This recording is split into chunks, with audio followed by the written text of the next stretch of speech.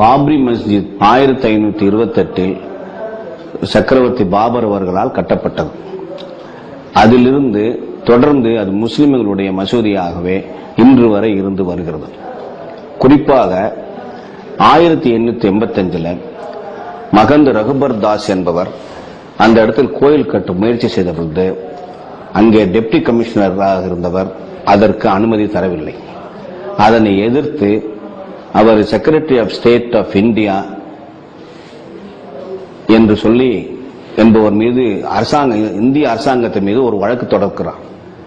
எனக்கு அந்த இடத்துல கோயில் கட்ட அனுமதி வேண்டும், ஏனென்றால் ஏற்கனவே அங்க ராமர் கோயில் இருந்தது, இப்பொழுது அந்த இடத்தில் எனக்கு கோயில் கட்ட அனுமதி தர வேண்டும் என்று அவர் கேட்ட பொழுது அப்பொழுது இருந்த கோர்ட்டு 350 வருஷங்களுக்கு முன்னே நடந்த ஒரு பிரச்சனையை இப்பொழுது மறுபடியும் ரீஓபன் பண்ண முடியாது, எனவே சூட்டை டிஸ்மிஸ் பண்ணுகிறேன் என்று சொல்லி டிஸ்மிஸ் செய்துவிட்டு நீதிபதி மேலும் கூறியிருக்கிறார், மெயின்டைன் தி ஸ்டேட்டஸ் கோ, இப்போது என்ன நிலைமை இருக்கிறதோ அதை அப்படியே தொடர்ந்து கடைபிடிக்க வேண்டும் என்று சொல்கிறார். அப்படி என்றால் அங்கே மசூதி இருந்தால் மசூதியவே மெயின்டைன் பண்ணணும் என்று சொல்லியிருக்கிறார். அந்த தீர்ப்புக்கு பிறகு 1949 வரை அங்கே முஸ்லிம்கள் பிரார்த்தனை எடுத்துக் கொண்டிருந்தார்கள். அவர் மசூதியாகவே இருந்தது. முதல் முறையாக 1949 டிசம்பர் 23 தான் சில பேர் அத்துமீறி அந்த ராம்லல்லா என்ற ராமருடைய விக்கிரகத்தையும் சீதையுடைய விக்கிரகத்தையும் கொண்டு போய் அங்கே வைக்கிறார்கள். யாருக்கும் தெரியாமல் திருட்டுத்தனமாக உள்ளே நுழைந்து அதை வைத்து விட்டார்கள். அதுதான் முதல் முறையாக அவர்கள் செய்த செயல். அதற்கு பிறகு 1950 ஒரு கேஸ் போட்டு இந்த இடத்தில் பூஜை நடத்துவதற்கு எங்களுக்கு அனுமதி தர வேண்டும் என்று சொல்லி ஃபைசாபாத் கோர்ட்ல கேஸ் போடுகிறார்கள். அதற்கு நீதிபதி அவர்கள் பூஜை நடத்துவதற்கு அனுமதி தருவதும் அந்த பூஜை நடப்பதை யாரும் தலையிடக்கூடாது என்று சொல்லி ஒரு உத்தரவு கொடுக்கிறார்.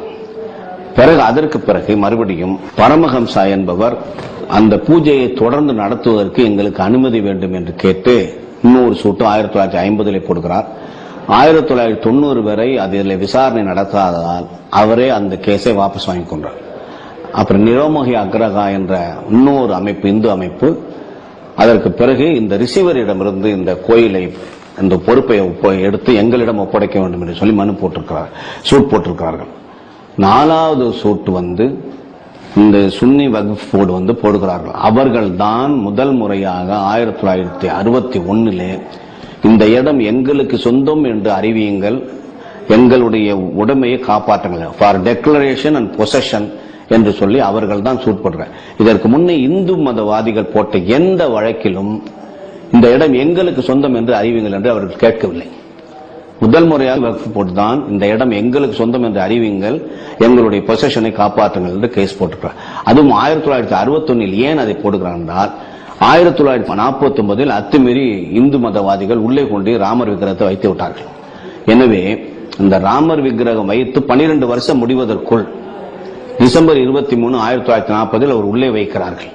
எனவே இவர்கள் 1961 டிசம்பர் 18 இந்த வழக்கை சுன்னி வக்ஃப் போர்டு போடுகிறார். காணவரும் என்றால் சட்டப்படி இன்னொருவருடைய சொத்தை ஒருவன் 12 வருஷம் தன்னுடைய சொந்த சொத்தாக எல்லா விதமான உரிமைகளோடும் அந்தஸ்துகளோடும் உடைமைகளோடும் அனுபவித்தால் அந்த சொத்து அவனுக்கு ஆகிவிடும். It is called adverse position என்று இருப்பதால் அந்த 12 வருஷ கெடு முடிந்து விடுவதற்கு முன்பதாக இந்த கேஸ் போட வேண்டும் என்பதற்காக சுன்னி வக்ஃப் போர்டு 1961 டிசம்பர் 18 ஒரு வழக்கினை போடுகிறார்கள். அவர்கள் தான் முதல் முறையாக ஃபார் டெக்ளரேஷன் அண்ட் பொசஷன் என்ற வழக்கினை போடுகிறார்கள். அதற்கு பிறகு மறுபடியும் ராமரை ஒரு பார்ட்டியாக சேர்த்து இந்த இடம் எங்களுக்கு சொந்தம் என்று அறிவிங்கள் என்று கேஸ் போடுகிறார்கள். இதுதான் இந்த வழக்குகள் இங்கே நடந்தது.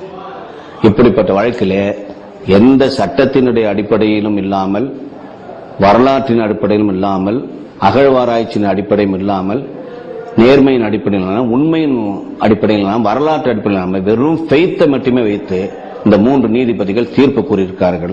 இது சட்டத்துக்கு புறமான தீர்ப்பு, நீதிக்கு புறமான தீர்ப்பு, உண்மைக்கு புறமான தீர்ப்பு, வரலாற்றுக்கு புறமான தீர்ப்பு என்பது என்னுடைய அட்வொகேட் என்ற முறையில் இது என்னுடைய கருத்து. இதில் எந்த மாற்றம் இருக்காது.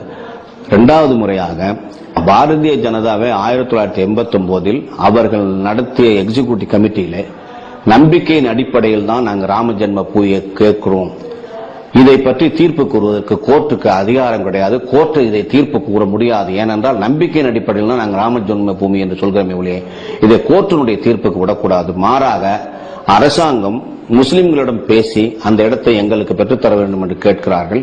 அப்படி இல்லை என்றால் அரசாங்கம் சட்டத்தை நிறைவேற்றி அந்த இடத்தை எடுத்து தர வேண்டும் என்று தீர்மானமே போட்டிருக்காங்க. அப்ப அதிலிருந்து பிஜேபியுடைய கருத்து என்ன?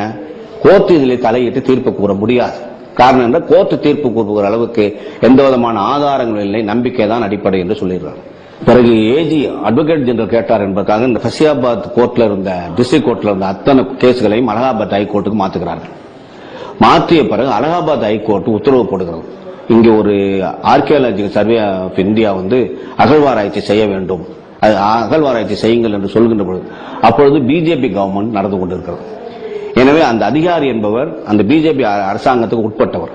அவர் கொடுக்கிற ஒரு ரிப்போர்ட் அது சரியான ரிப்போர்ட்டாக இருக்காது.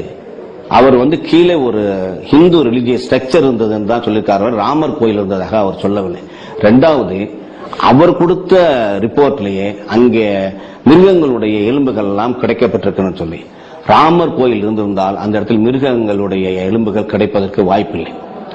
எனவே இதையெல்லாம் வைத்து பார்க்கல அங்கே கோயில் இருந்ததற்கான எந்த ஆதாரமும் இல்லை. நீதிபதிகளும் அந்த அகழ்வாராய்ச்சி ரிப்போர்ட்டை அடிப்படையாக வைத்து இந்த தீர்ப்பை கூறவில்லை. மாறாக நம்பிக்கையும் ஃபெய்த் அண்ட் பிலீஃபை அடிப்படையாக வைத்து இந்த தீர்ப்பினை கூறியிருக்கிறார்கள். இரண்டாவது, அவர்கள் சூட்டு போட்டிருக்கிறது, ஒன்று சூட்டை டிஸ்மிஸ் செய்ய வேண்டும் அல்லது சூட்டை அலோவ் பண்ணணும், டிகிரி பண்ணணும். இவர்கள் மரத்தடி பஞ்சாயத்து மாதிரி உனக்கு 1/3 அவங்களுக்கு 1/3 இன்னொருத்தருக்கு 1/3 இந்து மதவாதிகளுக்கு 2 பேருக்கு ஆளுக்கு 1/3 முஸ்லிம்களுக்கு 1/3 இவங்க மரத்தடி பஞ்சாயத்து பண்ணியிருக்கிறார்கள் ஒழிய ஒரு ஹைகோர்ட் ஜட்ஜ் செய்ய வேண்டிய வேலை இது இல்லை. அவர்கள் சட்டத்துக்கும் நியாயத்துக்கும் இருக்கக்கூடிய ஆதாரங்களுக்கும் முற்பட்டு தீர்ப்பு கூறுவதற்கு பதிலாக நம்பிக்கையின் அடிப்படையில் தீர்ப்பு கூறுவதாக சொல்லியிருக்கிறார்கள். எனவே இந்த சட்டம் செல்லாது. மேலும் ஜஸ்டிஸ் கான் அவர்கள் தீர்ப்பிலேயே சொல்கிறார், ஒன்று, முதலில் இந்த இடத்தில் ஒரு பெரிய ஏரியாவில் ராமர் பிறந்ததாக அவர்கள் நம்பினார்கள். இரண்டாவது, மசூதி கட்டுவதற்கு முன்னே அவர்களுக்கு இருந்த எண்ணம், இந்த இடத்தில் ஒரு இடத்தில் ராமர் பிறந்ததாக அவர்கள் நம்பினார்கள். அந்த பெரிய நிலப்பரப்பில் ஒரு இடத்தில் ராமர் பிறந்ததாக இந்துக்கள் நம்பினார்கள். அடுத்து மசூதி கட்டிய பிறகு இந்த மசூதி கட்டிய இடத்தில் தான் ராமர் பிறந்ததாக அவர்கள் நம்பிக்கை தெரிவித்தார்கள்.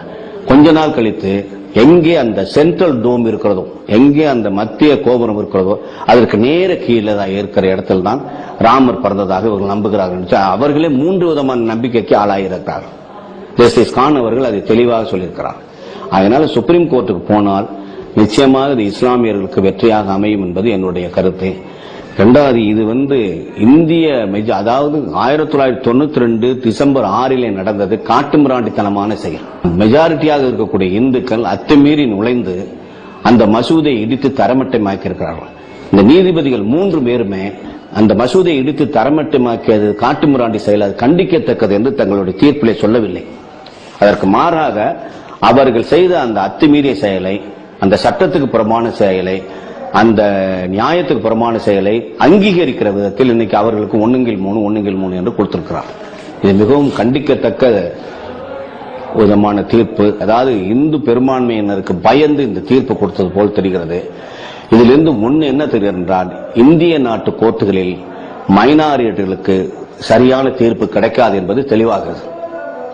எனவே இதை உச்சநீதிமன்றத்தில் வழக்கு அப்பீல் தொடர்ந்து அதை முடிவு செய்ய ஜஸ்டிஸ் கான் அவர்களே சொல்கிறார்கள், என்னுடைய தீர்ப்பு இறுதி தீர்ப்பு அல்ல, இறுதி தீர்ப்பு சுப்ரீம் கோர்ட்டில் தான் வரப்போகிறது என்று அவர் சொல்லியிருக்கிறார்.